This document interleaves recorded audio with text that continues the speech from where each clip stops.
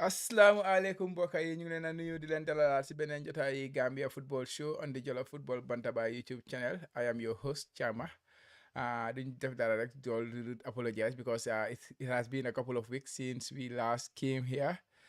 But dara taxut dañ amoon ay technical issues si diggante bi and sometimes last week ci yaa ngi xaloon a jàppa si gaay seen naka manjaay nawetaan stock seek yooyu noonu so things a ngi xaloon a tight si suñ kaw daal moo tax mënuñu woon a produce anything. Actually we recorded a couple of weeks ago but boobu noonu nu ma ko waxee technical issue leen amoon so and we could not follow it up with another recording, so we would like to apologize for that, but we are back, guys, and as usual I have my co-host Coach Che.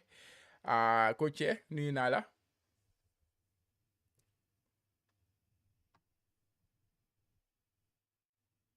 waaw comme ni ko Thiaw waxee mi ngi jégalu baax a baax di leen ne rek welcome to the Gambia Football Show brought to you by the Jollof Football Bantaba Thiama ñu doxal. Yeah. Especially the last couple of weeks you recorded, a lot of things has happened in Gambian football. Um, a lot of movement. Players see guy movement from club like especially because transfer window bang you on in the about to close. So a lot of Gambian players movement from one club to another. League C, GFF League C, first division, second division, and now playoffs si la gaay nekk pour ña ñooy nekk di si league si next season, and also there was a big election, the GFF election, which is held every 4 years, so it was held. The election. eh The election. waaw the election xam nga GFF the election happen na and decide then who is the winner. Kaba moo win on and xanaa ko waxee Gambia tam football nawetaan ci ak yooyu noonu yëpp a ngi war a door, so a lot of things happen na daal si diggante bi buñ fi nekkutee, so we will try to cover as much as possible today, but duñ def dara rek ñu starté si GFF election si. Coach Che, what is your reaction to the GFF elections? Kaba moo win with 51 votes, which is about 66% of the total votes of 77. That was a huge victory in terms of numbers. But what does this mean to Gambian football going forward? And what do you have to say? What is your initial reaction to that? Okay, Thiama jërëjëf. Waaw, first of all ma njëkk a wax mooy congratulate Kaba Bajo Lamin Kaba Bajo pour leeral turam di ko ndokkeel si victory bi di masaw tamit Sadibou Kamaso moom ñëwoon si show bi fii waxtaan nañ ñun won nañu plan sam ak li mu bëggoon for Gambian football, so di ko masaw rek di ko ne there's also another 4 years coming, so Kaba this is his final term, so he was started mu prepare rek bu mu def politique Gambia nga campagne mu jeex nga toog moom des 6 months or 1 year pour beneen election nga doog a ñëwaat di waxaat ak nit ñi. na continuer campagne bi because at least achieve na something very good, very great, which is to stimulate interest, which he has done. Election bi bu mel ni Muslim Gambia ñëpp seen interest xam nga. Then going back to Kaba tamit, I think this is final chance, his last chance, understand. I think he has to set up a legacy. Man, I use this word always, is he needs to redeem himself. Parce que li fi passé ñëpp xam nañ ko, understand. He has to work on the infrastructures, understand. Transparency is a big problem with this federation. Understand. Player welfare is important. All those things they put into consideration. Understand. What we need to improve the media department of the GFF. Yeah, definitely. Every time more face GFF, more sell GFF, whatever is going out from the is going out to the public, it should be scrutinized. It should be looked at carefully. Yeah. And everything should be in quality. For quality, or you snap the red Google come in your class last time. Yeah. So Manda Lola and Puluma because wish all the best. Because wish good luck. I'm going to wish every Gambian a good luck. I good luck coming for the next 4 years. I'm going to game for them. One for one. I wasn't in Team Kaba. Support Team Kaba. Neither was I part of Team Restore Confidence, but I was also supporting Team Restore Confidence. Because I will not be more critical here. Sitting here, Neman, Kaba la faral, did it. Faral Makaba. Sarabu la faral. Why not nekk team Kaba nekk team Sari Gambia lay represent, but tamit in this case ñoom ñaar ñoo taxaw So So you haven't mënuma sit on the fence. I you have to must make, support one. yeah, you have to be on one side, definitely, without a shadow of a doubt. I was on team Sadhu Kamus team restore confidence. So more later correct. I'm not a member of any of these groups. Yeah. I've never attended their meetings to Mm-hmm. Mulea, Mm-hmm. but I was supporting team restore confidence. Yeah, because seen manifesto bi moo la gën a doy because ñoom lu gaay ñëw wan nit yi yow loolu nga foog ne mooy yóbbu Gambia football kanam so at the end of the day loolu la it's about election comme ni ko gaay di waxee even su fekkee ne vote yi sax we are all ñu ñëpp we are part of Gambian football ñu ñëpp ñu ngi support Gambian football at the end of the day the main aim for all of us is naka la ñu Gambian football di demee kanam but of course amuñ fa see suñ kaddu nekkul fa but dinañ wax ne fii leen nekk wala fële kële leen Man bëgg a suma vote kaddu mu ngi fa de, yow kan sa kaddu mu ngi fa de, waaye man suma kaddu mu ngi fa. waaye sa kaddu mu fa because yaa ngi si yaa ngi si naka laa ko waxee Gambia Football Players Association so you guys am have nañ three votes. you have Am nañ three votes te ñu ne dañ organize a primaries before the elections. Ñu ñëpp ñu vote ne ki la ñoo votal. Alors ça, the majority lu ñu am ci voting bi loolu la ñu dem voté ji. yeah Understand? So vote nañ am na lu ñu am ba pare. So président bi secretary bi ak princess assistant lefin bi how to call it assistant auditor bi moom tamit ñoo sax ñoo dem voté. If ñu dem voté sax ñoo leen voté pour gars yi dem voté. okay So okay pour ñu waree rek ñun diplomatie te mu leer. mu mbaalu transparency at least ku nekk am kàddoom su fekkee yaa ngi am foofu noonu position definitely that's a good thing but in terms of the victory it was massive right it was massive 51 votes which is 66% of the voters it was very big. Yeah, Chama, man 11 si guddi 11:20 something maa ngi toog suma jabar ma receive message understand nga ak ay audios ngi Kaba mu ngi house 51 delegates yeah mu ngi am meeting ñoom understand nga so automatically man si laa give up si election si yeah te fortunately after the results 51 votes la am so technically how many 51 yu mu household yëpp moom lañ votal if you know what I mean yeah so am na naka la Gambian election bi dee mun a demee at the exactly end of the day it's about exactly politics so you have to find a way to get your votes and I think he did well in that and yeah anything you want to say but he did well but dafa am advantage over Sadibou definitely which yeah I cast it on Star TV cast na ko on West Coast Radio wow which is not fair issue bi mooy man I'm not in support of sending in your delegates that are going to vote 10 days or 2 weeks before the elections. For me, I don't support that because Lulu is no more free. The election is no more free wow. because those who are going to vote who already know that. Yeah. In this case, the general secretary of the GFF, who is Lamin Jassy, yeah. happens to be the general secretary of the Electoral Commission, and we all know where his interest lies. Yeah. I will not lie to you. Wow. You understand? His interest lies with Kaba. Yeah. No one can cage me. So that being the case, Kaba will have everything on his desk. People that are going to vote, you have their names. Yeah.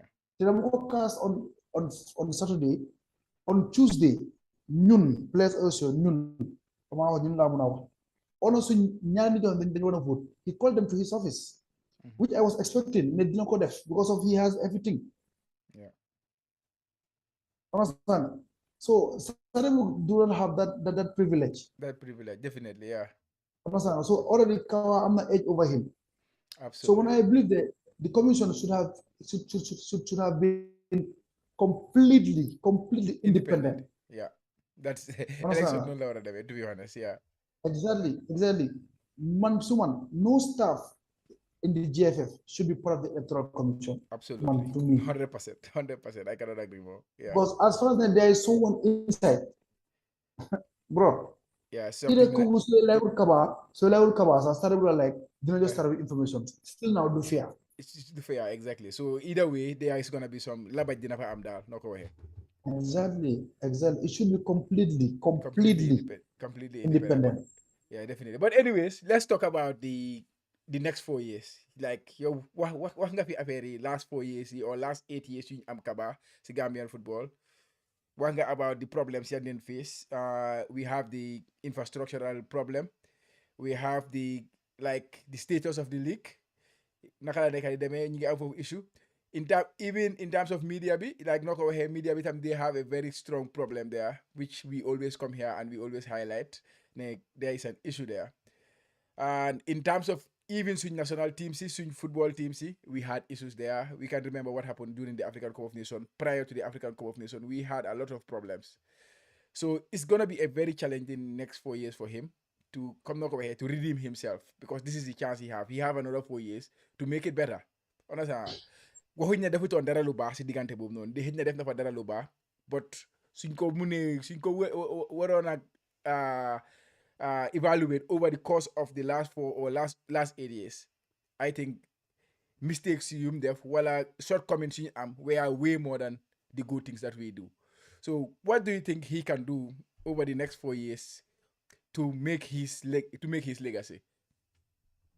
First of all, the foreign mission in his first 100 days, the foreign try to complete infrastructure in has not start. Yeah. It should be completed. That's one.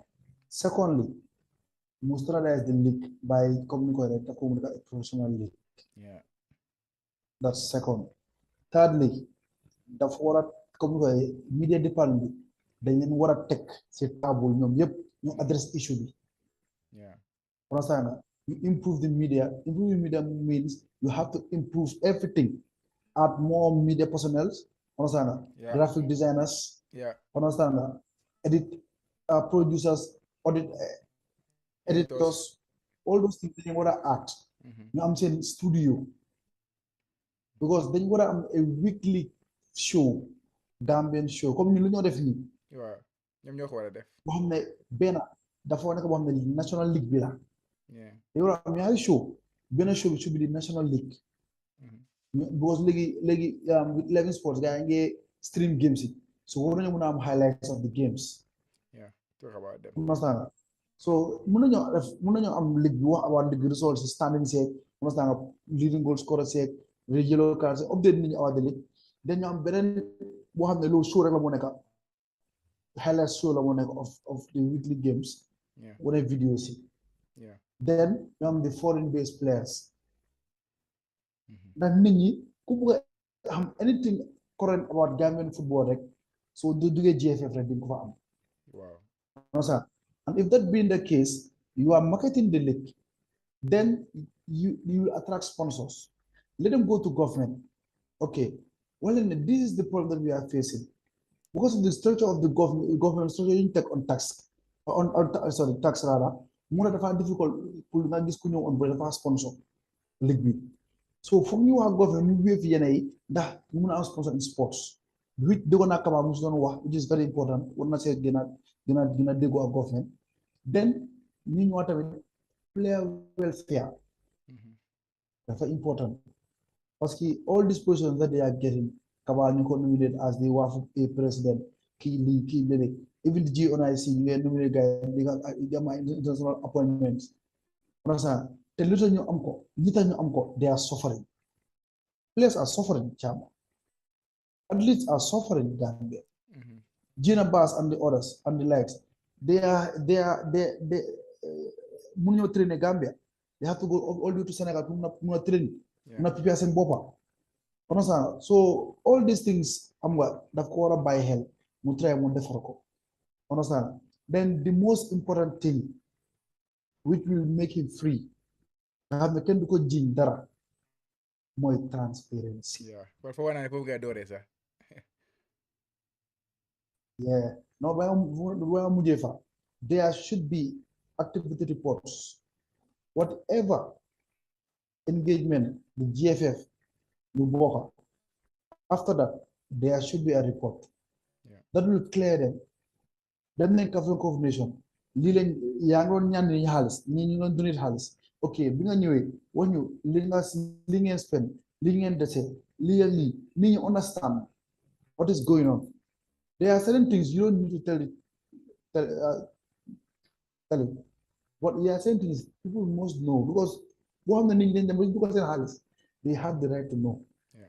understand nga su ligue bi jeexee ngeen ñu indi ligue bi li ngeen spend li ngeen lii finance lii la understand nga lii ak lii ñëpp ñu xam what is going on in football. If that's the case, even sponsors yi sax dañoo sawar ñu war nañu this people are transparent, this people am nañ confidence in because ñi dañ dee wax seen financial dealings ak yooyu noonu yëpp xam nga clear ko di air. So transparency is very key. For the 8 years yu Kaba toog yëpp recently rek la gaa yi génn doo di wax about their financial dealings. te ñëpp xam nañu ne dafa mooy elections. So ngala nañ ko continue because they owe it to government because the GFF is a public office. So it attracts public interest. So you have to talk to the public. Yeah. I think advice Kaba. Yeah, I think wax nga yëpp man foo dooree foofu laa bëgg a elaborate a little bit more rek mooy nekk media bi seen media bi you have to improve that website bi they have to improve it comme nu ma la ko waxee we do every week nañ ñëw fii man ak yow nañ ñëw fii di talk di discuss about Gambian football and the Gambian league but if I go to the website to get information about the league every day dañoo mujjee man na cee naka la find out my results yi naka la demee because su ma demee seen website bi I cannot even find the results I can find the table of the leagues but I cannot find the results like the fixtures for the next games we don't know understand like yow moo xam ne yaa ngi si part of league bi sax sometimes you don't know na fixtures dina am next week wala du am because there is nothing loo xamante ne put nañ ko out there ñu ne this is our schedule this is our calendar for the year this is the games that we are gonna have so everything is like messed up dafa jaxasoo understand which is not right ñu ngi si nag ñun ñëpp ay football lovers leen ñu ngi follow European leagues ñu ngi follow all these leagues around the world those things are the easiest things to do just to have a calendar you don't have to follow the calendar sometimes something might come in play si diggante bi nga xam ne sa game bi du mën a daw then nga reschedule your fixture it's very easy but it's just about working nekku da ngaa toog ba affaire bi si ñëwee nga liggéey which is a big Gambian problem where we always do last minute things we don't try to do things proactively so their website like is very very very very substandard it's very very bad I think that is where they will should start and na gaay bàyyi noo ko waxee rek na gaay bàyyi di dem di copy things from other media from other FAs or something like that wala gaay jël anything rek gaay ñëw post ko fa it has to be quality Kaba bu mu winee election am bi sax maa ngi gis photo bu ko gaay defaral I will just bring it up this picture I see a lot of bad details in the picture already te lii la gaay jël gaay dem post ko seen Facebook page bi it should be much better than this understand so there is a lot of things yoo xamante ne daal war nañ ko improve especially media bi and these things we have very talented people in the Gambia who can do this so you don't have to do it inside you can always outsource it to other companies so man this area I really want us to improve because fii suñ ko improve rek this is what is selling Gambian football because ku check about Gambian football on the internet these are the things you will see first it's very important ñu wane suñ boppa properly su ko defee dinañ ñu take more seriously man noonu laa loolu rek laa bëgg a yokka foofu noonu si sa kaddu bi but anyways enough of the elections I think yow te muy dëgg and even the PR system yeah the PR system dañ ko upgrade the player registration system it needs to be upgraded because da ngay dem doo mun a am current team si seen place su fa nekk seen squad bi anybody mun naa ñëw dugg play xam nga anybody mun naa ñëw dugg play si bi exactly soo fu duggee tamit da ngaa gis quality pictures dafay wala bon understand it's just a simple database that you are going to create send it to the teams let them fill it understand nga in an Excel in a format boo xam ne in a PDF also then they will email it back to you you go cross check then you upload it si system bi mujjee tak absolutely te xam nga affaire bi sax soo ko seetee ba seet they can even make like they can invest on a proper camera I think they have one they can invest on a proper camera they can have a media house they can invite all the teams su gaay ñëwee understand they can even work around them ba gaay because su fekkee ne dafa expensive trop the teams can pay for it understand gradually I don't know how but gradually like so it is a full expensive chama passport size ñaari passport size proper passport size it's just $50 chama exactly so $50 is by 30 players that's how much chama $500 seeru si kende clubs you have a so they have the demand for quality. Exactly. Absolutely. Absolutely. Understand that? I cannot agree more. So But standards they should be standards. anyways, yeah, it's the next 4 years, and yeah, we will be here, and hopefully these things will improve. And if they don't, we will keep saying them and until they improve, because that's what we do here. But you move on to our youth teams, which is the under 20 and the under 23. They are both gonna be involved in some, like under 20. They are already involved in the WAFU under 20 competition, and under 23 they are like preparing for their qualifiers. So you started see under 20, but they have been doing very very well. In Nouakchott in Mauritania, they have played 3 games so far, won two, drew one, and now currently they are current top with Senegal, 7 points each, and they are supposed to play their final game against Senegal. Coach, have you been following the under 20 WAFU competition, and how impressed are you with the team? Chama, to be honest, I'm very, very impressed. Yeah. Understand that with the team. I mean, the results. I'm very, very impressed. But the performance also is not a surprise to me. The way they are playing, I mean, the way they are knocking the ball. Yeah. Like Bojang. So, like Bojang, mom, ko ham hum na play football. So, on that aspect, it doesn't surprise me when it comes to the footballing side, the way they are playing. But it was expected, knowing like Bojang. Yeah. Then you know what results they are very good. Vitamin Chama from one Dokel Amboy, Amadou Wow. Jallo is also working in the media department of the GFF. Ndaw bu xarañ la dinaa ko ndokkeel trop because he's given us very very good feeds understand nga di jox information reflect center ak Ibrahima Suwara tamit di ñu update every now and then lu xew pour ñu ko update ngay seetaan links yi seetaan videos yi di seetaan maji xam nga ñoom tamit ñu leen a gërëm because we are just talking about the GFF media so ñoom tamit they are doing a very very good job xam nga di leen ndokkeel tamit because sometimes tamit you need to give them credit understand su ñu defee lu baax so ñoom tamit ñu leen ndokkeel si loolu the team is played well but I sympathize with them because moo leen yërëm because lii is just like a fitness tournament da ngaa play tey recover ëllëg play the following day it's just too much It's hard, understand nga at least suñu amoon 48 hours interval sax dina la xaw a easy but at the end of the day all teams are doing the same so let them just continue so maa ngi oo gars yi daal gars yi gën a focus rek xam nga because we only need a draw pour ñu qualify for the yeah. semi-finals. So Yeah. I think we can achieve it. Yeah, We can definitely. achieve it. So You Senegal, like Senegal, which is a derby match, right? Big derby, lah. yeah. So both teams needs 1 point. So for me, I don't believe that we should go for a point. We should go for a win, all out Yeah. win. But we can just manage the game also. I'm going to force it. So we say them would dal, no ha. So no, right? Yeah, definitely. Wax nga well, next ñu move to under 23 bi. T-boy, T-boy bi moom moo amee team boobu noonu former Gambia international. They played a friendly game against the Senegalese team recently, just last week, I think. Senegal is champion and League Cup winners, Yeah, Casa Sport. Casa Sport, Come yeah. on, decorate them, decorate them. Sa mbokk yi waaw naka la fa game bi demee woon. Game bi 0-0 la foog naa ne su ma juumu parce que man moom wala maa ngi engage on all along. Yeah. All along maa ngi engage on. I was very engaged. So, but I believe it was 1-1. Wow. Yes. 0-0 la lañ dem. Yeah, so they are supposed to play for the African Cup of Nations qualifiers. They play Burkina Faso, if I remember well, and Yeah. then the winner will play Senegal, the one who Yeah. to qualify. So yeah, let's watch out for that one. And next, you discuss the review of the GFF leagues, and we will start with our Division 1 champions, Hawks. After 26 years, I'm not what nañ ko fi tuuti, but today dañ bëgg a talk about all the 4 second division leagues, male and female, and yeah, we will start with the champions. Coach, take it away.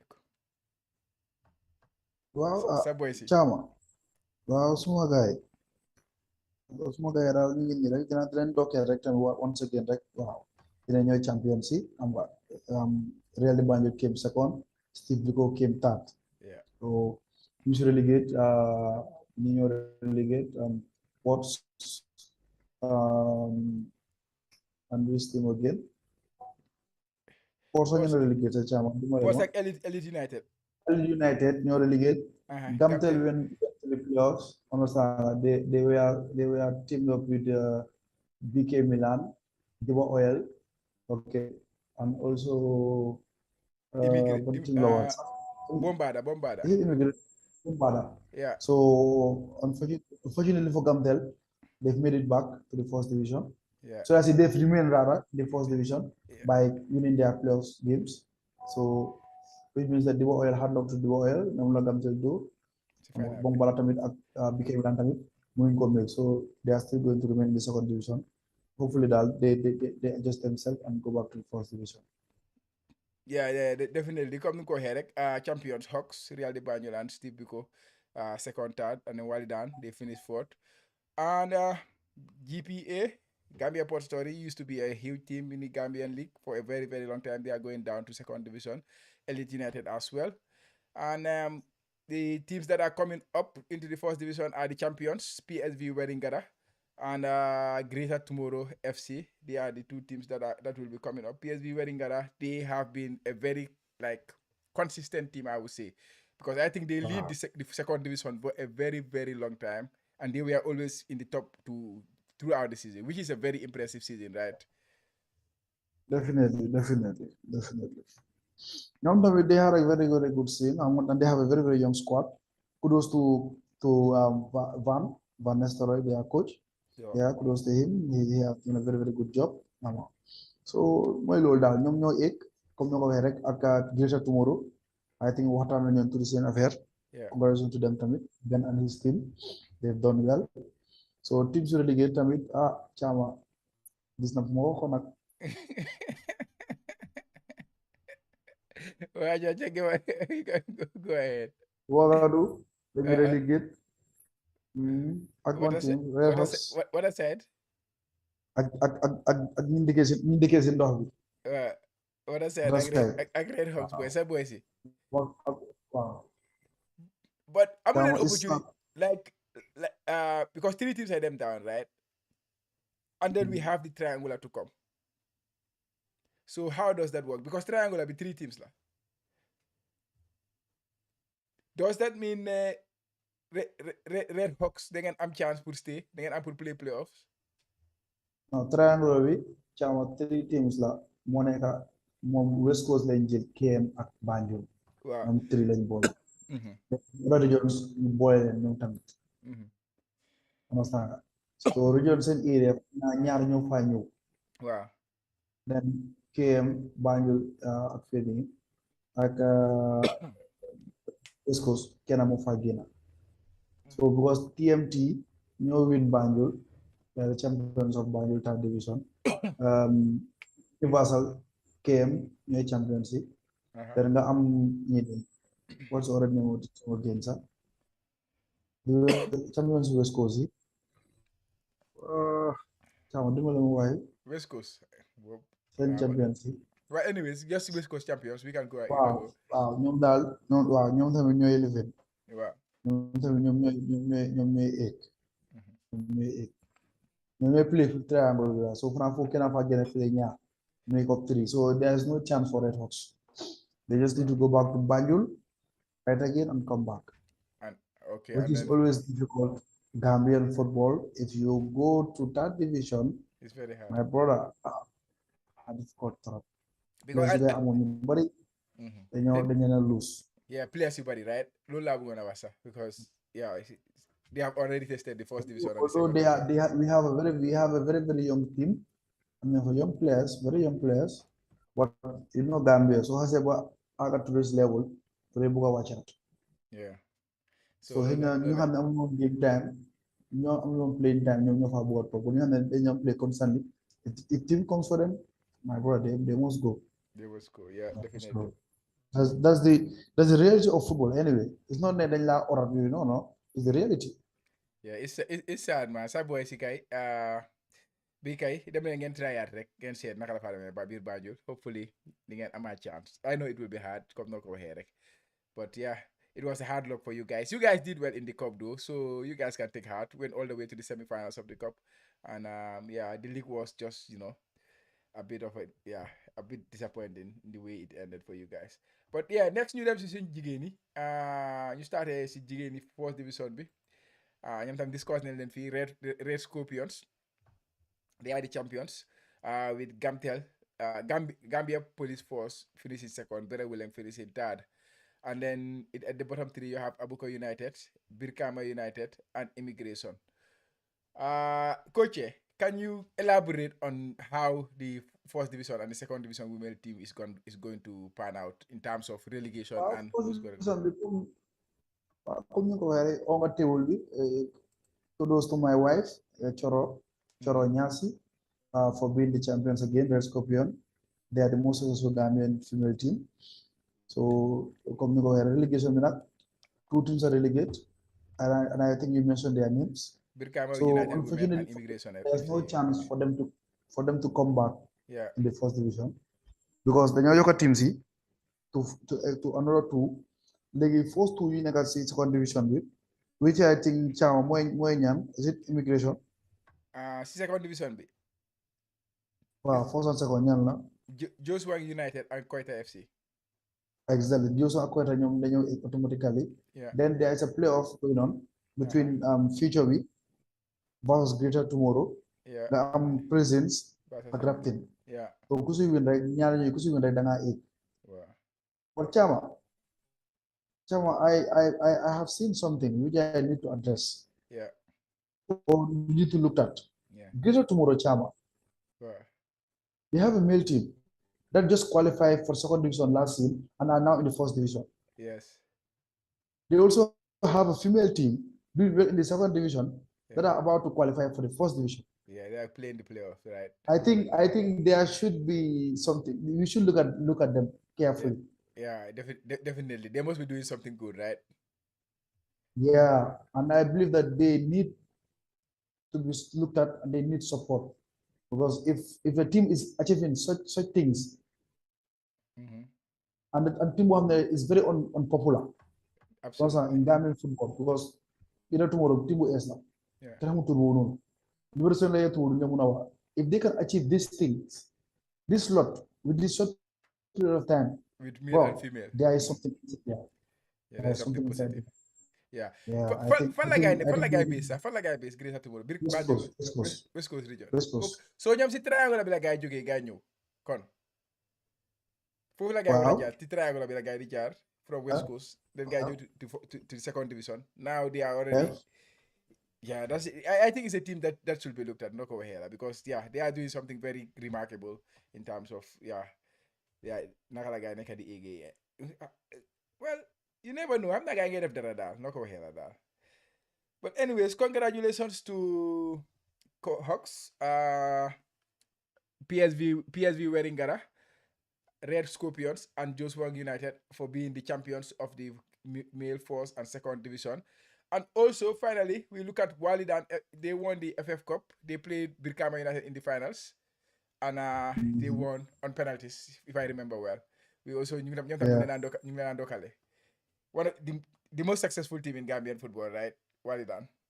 Yeah. And they continue in that vein, even though they did not have the finish they wanted. Of course, this season they went to Saudi to prepare, and it is a success, right?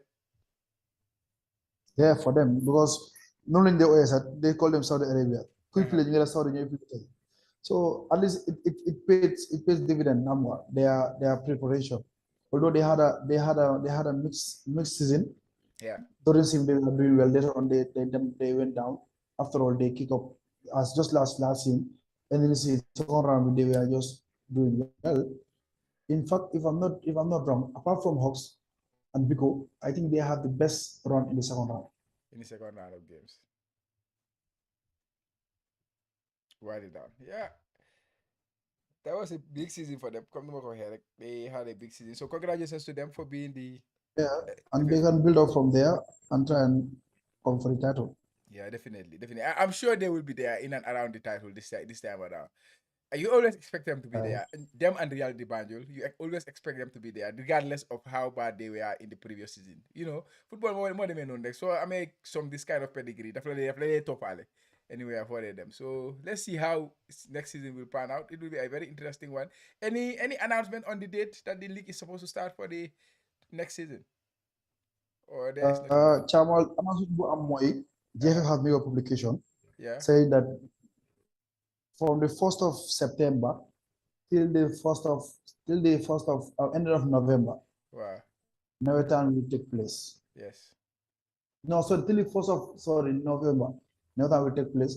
Then from the 1st of November to the 1st of December, they should play the zonals, Yeah. which is the super nawetaan. Yeah, it's super Nawetan. Then the league will probably start in December. That's the only publication that they say. They said. Okay, that's nice. Let's watch and see. And it's also great to have Nawetan back, Nawetan football. This is the like in the last 3 years we don't have any Nawetan football in the Gambia. And to be honest, Nawetan is bigger than National League B. Of course, League B is bigger in terms of in terms of level, but in terms of Yeah, bayre, in terms of niti, lan la gay they gonna buga enjoy Nawetan and the Gambian League B. exactly. Chama, That is a fact. Chama. Wow. Let me just say it again. It's here. Uh-huh. The statement is here. Following the successful completion of the 2021-22 season, Yeah. the Gambia Football Federation (GFF) wishes to announce to its stakeholders and the general public of the 2022-23 football calendar as follows. Uh-huh. Nawetan, 1st September to 30th November. Yeah. Super Nawetan, 1st December to 23rd December. It is 23rd 3 December. weeks. Yeah. Then the National League should start on the 4th of January 2023 to the 2nd of July 2023. Okay. So lii la gaay defi daal. So January la ñu expect league bi mu start daal. January 4th. January mu jeex 4th. July 2nd.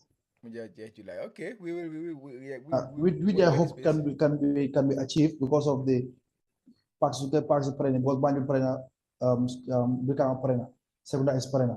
So loolu noonu rek yombal na mbir bi. Manjai tamit after nawetaan gars yi ñoo continuer liggéey Manjai bi. So probably before the league commences start sax Manjai dina pare.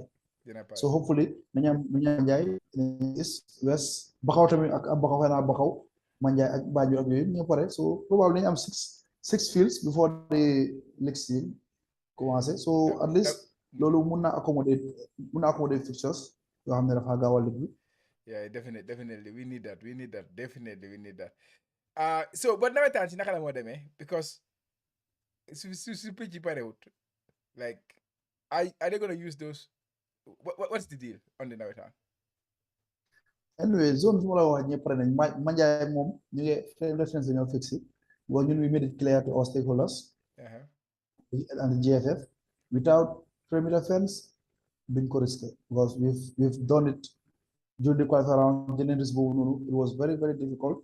We were exposed to danger but thank God yàlla setaloon nañu although we have one incident there whereby referee bi sax dañ ko mujjee gaañ ci loxo dafa xar because fans were throwing stones xam nga so to avoid all those things because safety of the players is also important.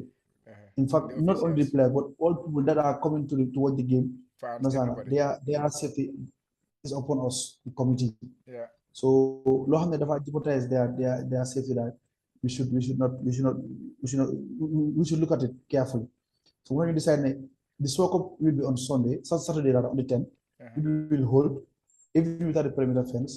But then Sugulul Jale duñ mën a play nawetaan without the perimeter fence. Which the guy working on the perimeter fence promised that by next week he will start the job, the installation. Because welding la doon def so installation la moo commencé by next week probably then mu ngi 2 weeks time investi dina war a pare. So they have one. So moo tax tamit ñu jël addition ne Manjai because of the time duñ mën a play knockout you're only going to play the league. Only the league. Okay. Yeah. Timing is important because come GFF nuñ ko waxee they have already set the time limit so it's become harder for you guys to hold it's going to be 64 games because you want to play ñaari as usual it's going to be 142 games. Yeah, it will be too much. Definitely. I see your point. But I'm just happy to see that nawetaan football is back and xale yi am nañ chance school yaa ngi tëj so but school léegi mu ibi tamit de soo ko seetee school léegi mu ibi man maa ñëw Gambia school normally July August la war a nawetaan war a start. Yeah. Understand because May la qualifying rounds daan start. Yeah. May June qualifying rounds July mid July or end of July bi si la fi ndee start nawetaan uh, ñu dem ba septembre mu jiyee den octobre la suba nawetaan bi day commencé then November mid October team si players yi dem seen pre-season ba 6 weeks pre-season then December league bi start noonu la fa league demee ba start. Yeah. gis nañ problème yi field si Yeah, problem loolu is the main problem field si little prayer. But yeah, it's just I'm just happy to see it back, and hopefully you guys will have a very successful one. And a few talents will be solo nañ yeah, ko man boobu solo nañ ko trop uh, and hopefully some few talents will emerge and move to foofu la affaire bi dee dooree daal. So yeah, so ñu ngee ñaan daal. But anyways, ñu dem next to our foreign based players. Comme nu ma la ko waxee rek international window bi mu ngi doon close, so players yi seen movement si was like they were moving left, right and center. Suma waa ji Buba Jallow fala boowe mu ngi bind a very interesting article on all the Gambian players who move. So leen ko bëggee read article boobu noonu, please go and visit Buba Jallow fala boowe his page on Twitter, on Facebook, anywhere you can see his article on the Gambian players who have moved or yeah during this transfer window. But ñu startee si Hamza Barry. I think Hamza Barry one like is one of the favorite Gambian players. Like fans' favorite lah. He's one of the very very top Gambian talents. I can remember him. I went to the same school with him, like junior school. Yeah, when I was in high school, he was in the junior school at Methodist, and yeah, he was talent from then. But in the last few seasons, mi ngi amoon injuries mi ngi amoon ay injury, amoon na fi knee injury bu serious. Mënutoon a join sa African Cup of Nations team bi. Of course, he was supposed to be a very important player in that particular team. And then sila dem America mu play foofu noonu. So now finally he made a move to Denmark second division, which is a little bit of a like downgrade for him.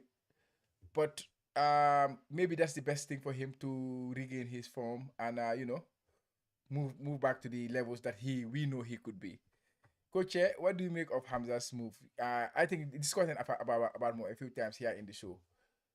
But yeah, yeah Chama, I'm happy for him because no matter what he's back playing football yeah, and we know how talented he is. Understand that. We had him earlier on. He was training with LA Galaxy. yeah, Their junior team was also playing there. But is it the move that we all wanted for him? Like, obvious. It's a big question. It's a big no. yeah, Understand that. Union comes out with his quality and his capacity. He could have played even in the Premier League. But then again, what's more important is he played back football. He's back playing football again, rather. So loolu is important. So we wish him all the best. Lu ko ñaan rek mu stay injury free, mu stay fit. Hamza mu stay fit. Gambia ñun xam nañ Hamza lu ñu mën. So absolutely, the goal is absolutely. all the best, right? The go is all the best. Exactly. So next, you were about Singate, Ibrahim Singate. Mom, see one of our Pioneer boys that because Pioneer there's a lot of Gambians playing there. Ibrahim Singate, Ibrahim Tambedu, Stek, Boubacar Tambedu, Ibrahim Jaju, Stek. And Ibrahim Jaju stay. Wow, exactly. And they recently signed another player. I forget the name. Another Gambian player. So there's a lot of Gambians playing at Pioneer. Wane ko muri mo basukuta bi mutare sax. Wow, exactly. That guy.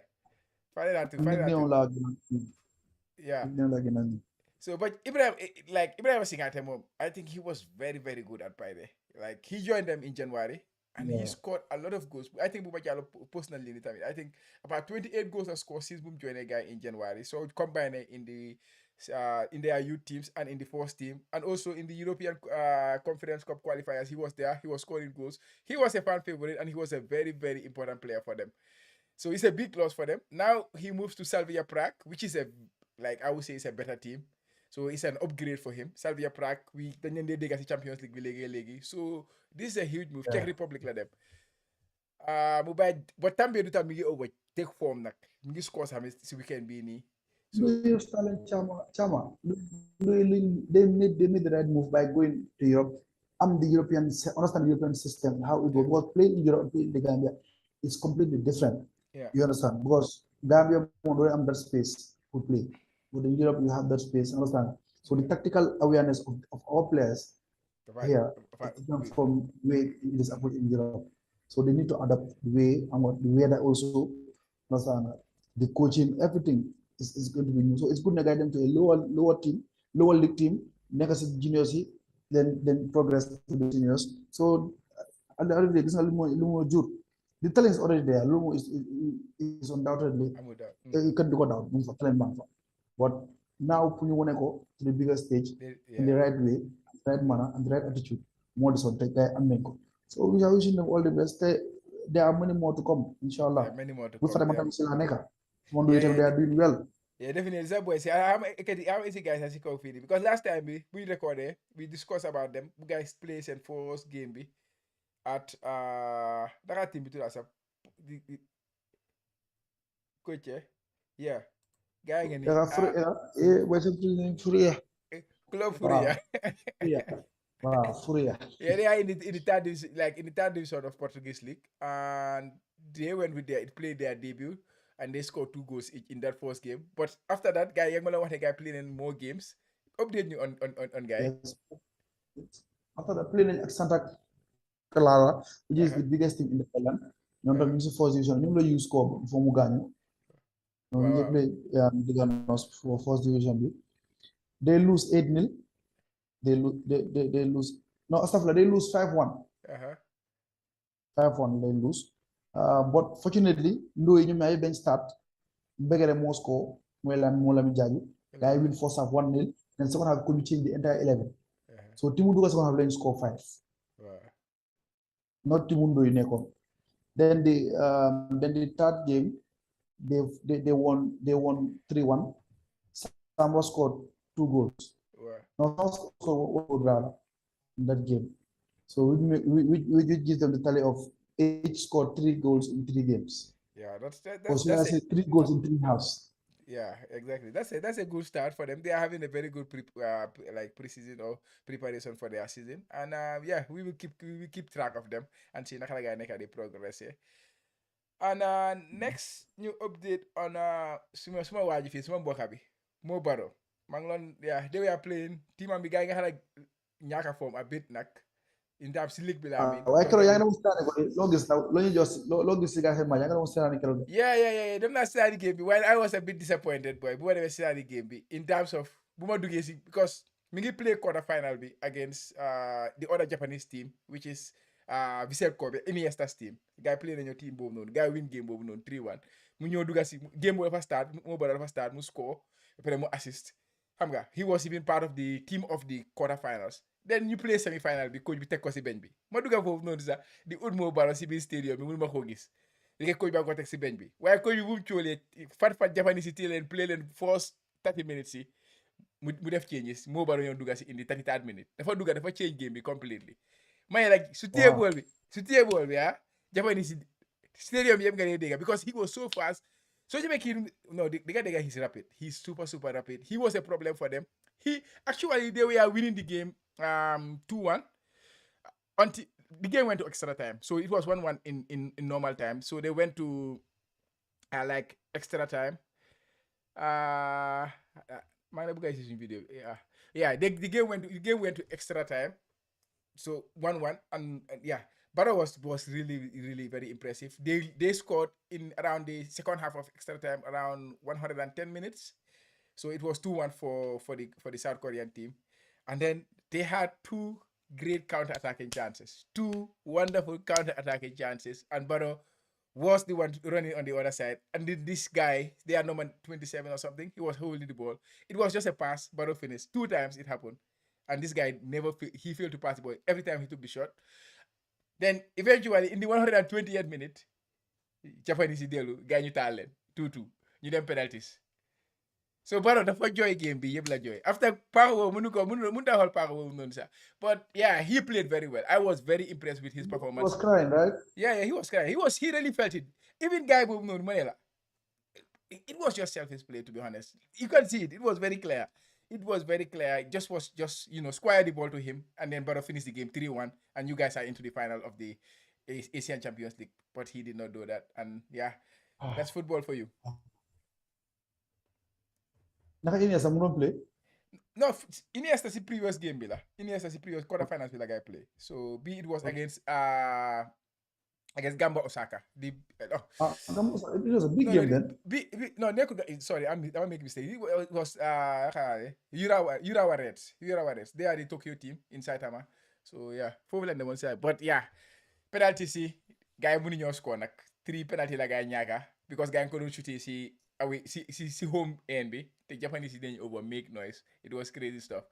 But I enjoyed the game, to be honest. It was fun. So mbaa moom kick na. No, mom key good penalty. Jëlul penalty.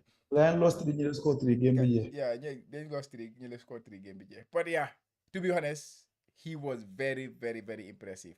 Yeah, I was shouting like crazy. Unfortunately, I could not beat him, but yeah, I was happy to. I'm very happy to watch his game, and yeah. Okay. That's a good fit. So I think Tom Santos war na laa dégg nga jóg nga analyse ko Modou Baro. Waaw ndax mu ko consider. Coach Tom naka la? Waaw Coach Tom. Yeah, dema sa dafa score. Dema mi ngi tala. Dema header score. They mu score mu guy lead 2-1 and then guy ñu caaxaan si last minute ñu equalize then 2-2. So he's on good form. To be honest, he's on good form at the moment. Yeah. Mashallah. That's very impressive. That's very, very impressive. Yeah. Any other players boy you move your ham. But I'm not players you take Dembo score na de. Dembo score na si début am. Yeah. Wax nga dëgga. Dembo daaw si waaji gëj ñëw affaire first game am. Aha. Dembo nga ko jot na wote na. Number 10 bi waaw Dembo. No boobu kay next week xëj na we try to bring up the goal. I think we ko share si Twitter page am bi, so we will check it and wane ko goal bu baax la score nag left foot am bi la ko score great finish I saw it. Sa waay itam ngeen def ndam fële de sa gars yi ñu ngi def ndam fële de Bada Mosi Ibrahima Koli ak ak sa waay Lamine Diallo ñoom ñëpp gars yi ngi def very well in the club still. Waaw ak kii Beck ak kii ak Ndobi nu mu tuddati Bambalay. Bambalay exactly. Yeah, Genoble foot, yeah. They are doing well. Yàlla baax na Chama. Things are getting positive. Understand ñu ngi ñaanal benn affaire di ñaan tamit government di audit leen pour gars yi gaaw si stadium bi xam nga parce que match moom fi bi stadium dañu war a wax. Waaw definitely. Mun ñoo play Mali outside the Gambia loolu du ñu arrangé. at all. We need to beat Mali here. We need to beat Mali here. Te we know su play home. Hay. Team bu ñëw def day cuul biir Gambia. Yeah, definitely. Even if you lose with Mali sax at least am nañ 6 points mu des ñu 2 games. bu ñu na South Sudan la ak Congo biir Gambia. So both games yëpp they are all winnable fixtures. Definitely. So to see win they are on 12 points. With 12 points nga qualify because first second you qualify. First and second I qualify. Exactly. Boy ñu close suñu boy yi Musa Baro. Moom it sa gars yi Bologna gars yi dañ métti de luy gars seen problème nekkuñ di ko play but I know affaire contract moo tax nekkuñ di ko play because he's one of the top players in that team si starting the season bi he was gars ko teg seen bench bi all the time because xam naa hit na dafa express view pour bugg a génn and there were very solid teams yu ko toppoon but the problem was xaalis. Guys, they were asking for 15 million. Close we were ready to pay 10 million. Kay bañ a wàcce so loolu mooy affaire bi so now the best thing is mooy moo kay mu sega boppam bi rek the next transfer window is January. Tey start na seen game bi sax day dañ drop bi léegi la mu game bi 2-2. They started the game dañ drop 2-2 against Spezia. Okay. So comme ko transfer génn kañ moom léegi daal mooy loolu. Focus on your football, right? Yeah. Coach foog naa tey cover nañ a lot lu ñu mënutoon a cover si last 3 weeks yi xam naa ne tey jox nañ ko suñu audience yi wax nañ about almost corners yi yëpp laal nañ fa so anything guys soo xam ne discussing ko tey please you can share your views on the comments and we will try to cover them as much as possible in the next show. Coach, do you have any final words before ñu close show bi tey? Chama di leen jërëjëf rek once again abonné ade français abonné-toi like xam nga loolu lañ bëgg rek. There is all the best di leen ne go on Reds. Which Reds ngay wax noonu. Anyways guys, that was the Gambia football show on the Jollof Football Bantaba YouTube channel. Please don't forget to hit that like and subscribe button. And we will see you guys in the next one next Sunday. Good day, guys.